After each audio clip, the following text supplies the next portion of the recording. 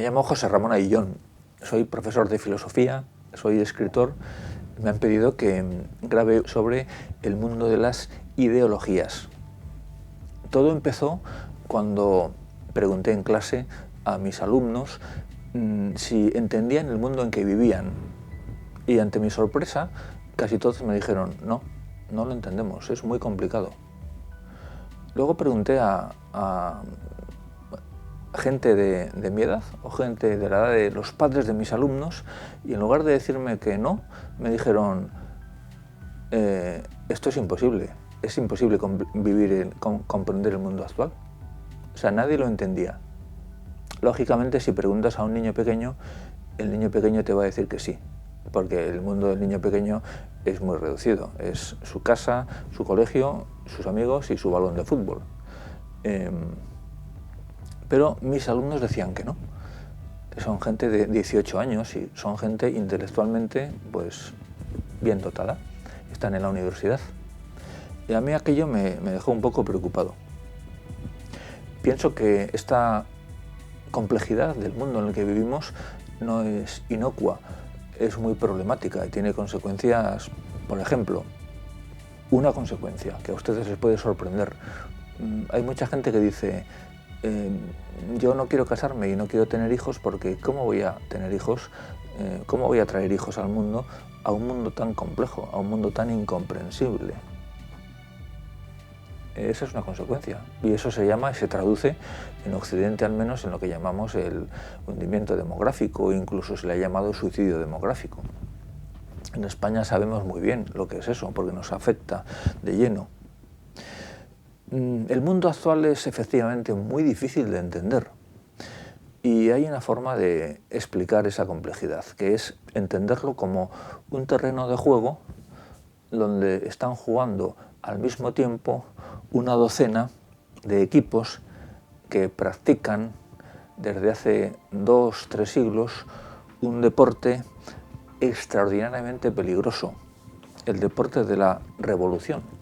El deporte del cambio social profundo, a veces pacífico, a veces violento. Ustedes ya han entendido, ya han supuesto que esos 12 equipos que están en el terreno de juego del mundo actual son las ideologías. ¿Qué son las ideologías? Pues en 2 palabras son filosofías revolucionarias.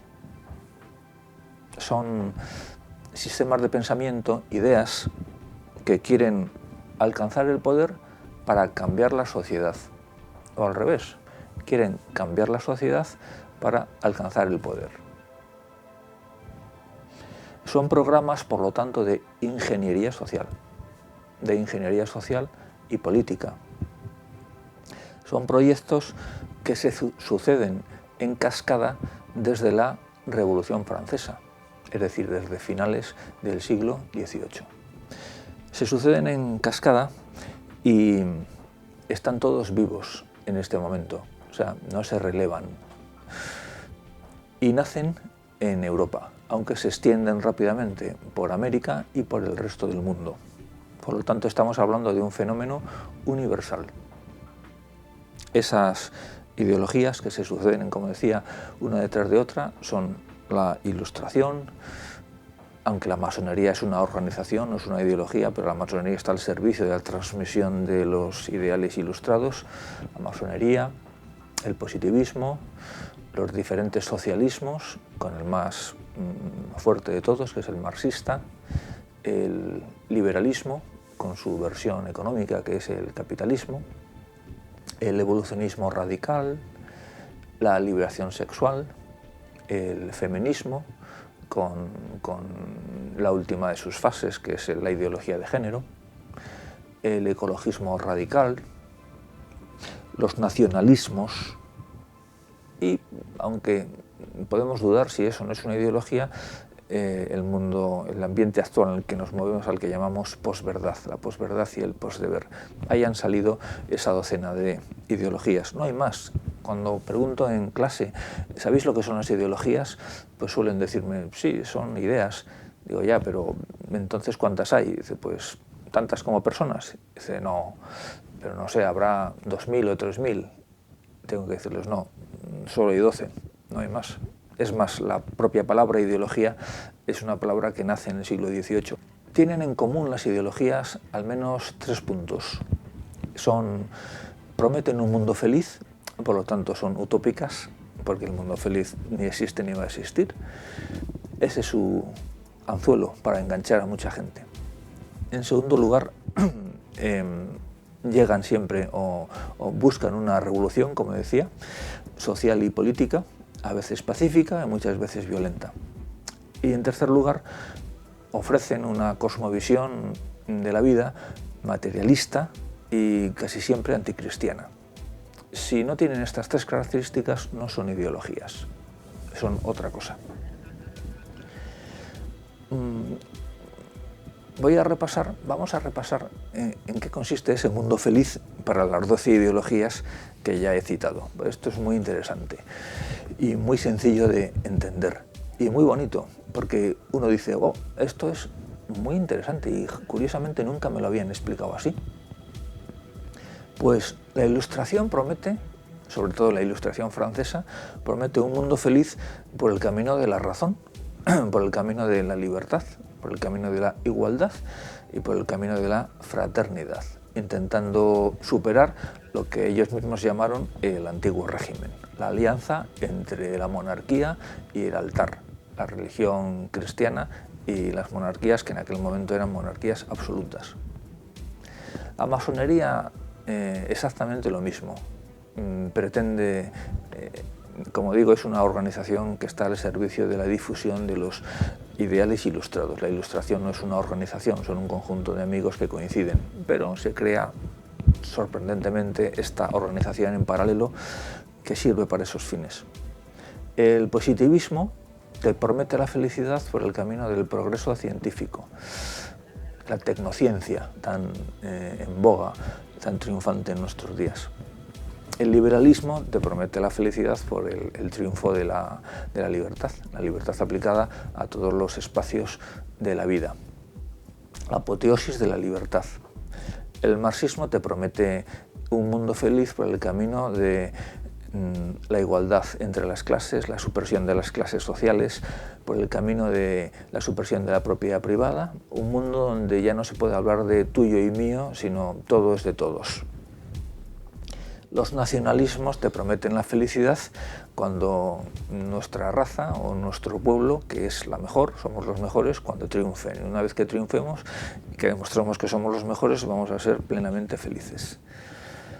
El evolucionismo radical no te promete la felicidad, simplemente provoca una revolución que es la supresión de una cosmovisión por otra, que es materialista y atea.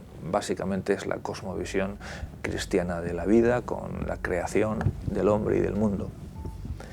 El psicoanálisis de Freud te promete la libertad por el camino de la liberación sexual. Tú liberas los instintos y serás feliz.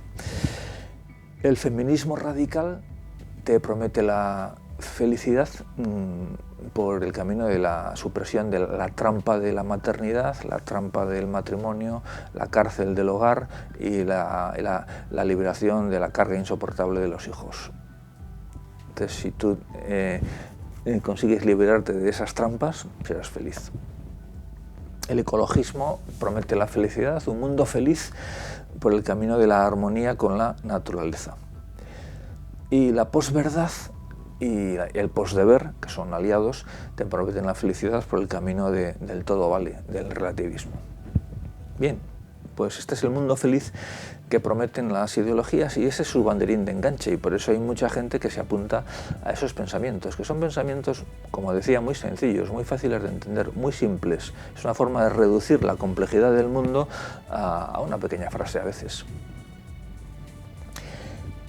Hay que decir que en el siglo XIX la promesa de un mundo feliz no parecía una utopía, no parecía descabellada, porque el número de inventos que se sucedían constantemente era impresionante.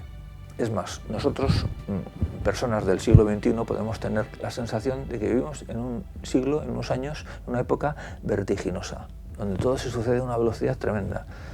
Pues yo les aseguro porque las personas del siglo XIX tenían esa misma sensación, pero mayor que la nuestra, y tenían razón para pensar que vivían en un mundo mucho más vertiginoso que el nuestro. Y se lo voy a demostrar. Voy a leerles simplemente algunos de los inventos que se producen solo en la segunda mitad del siglo XIX. Empezamos por 1851, justo a la mitad del XIX, ahí se inventa la segadora mecánica. El ascensor, la dinamo, la lámpara eléctrica, el tranvía, la turbina, la linotipia, la seda artificial, el motor de explosión, la fotografía con película, el teléfono. Claro, nosotros estamos asombrados por el teléfono móvil, pero el paso del no teléfono al teléfono es superior. El neumático para ruedas, el motor de combustión interna, el dirigible, la telegrafía sin hilos, los rayos X, el cinematógrafo, la radioactividad, el automóvil con gasolina, el torno y la fresa, el avión. Esto es lo que está en la base de ese sentimiento universal de progreso que hay en el siglo XIX, que hace que triunfen movimientos o ideologías como el positivismo. La felicidad estaba al alcance de la mano. Bien, hemos dicho que todas las ideologías tienen en común el provocar, el perseguir al menos una revolución. ¿Qué revoluciones provocan las 12 ideologías que hemos enumerado? Pues la Ilustración francesa claramente provoca la Revolución Francesa. La masonería provoca nada menos que casi todas las revoluciones liberales europeas y la mayor parte de las revoluciones y de los movimientos de emancipación de América. El positivismo provoca nada menos que la revolución industrial y la revolución científica a la que hemos aludido. El liberalismo económico provoca el capitalismo y la revolución que supone el capitalismo y el capitalismo salvaje, que es el primero. El marxismo provoca nada menos que todas las revoluciones comunistas de medio mundo. Los nacionalismos provocan el imperialismo del siglo XIX, los colonialismos y algo tan bárbaro, tan como incalificable como las dos guerras mundiales. El evolucionismo radical provoca una extraordinaria revolución cultural, un cambio en las mentes, en la concepción de la vida. El psicoanálisis de Freud provoca la revolución sexual.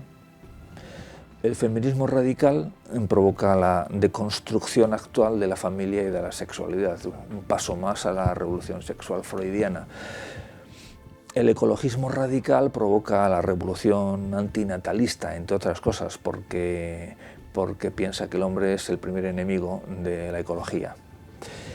Y la posverdad pues provoca, como decíamos, la revolución del relativismo, el todo vale, el mundo líquido que lleva camino de convertirse, si seguimos así, en un mundo gaseoso.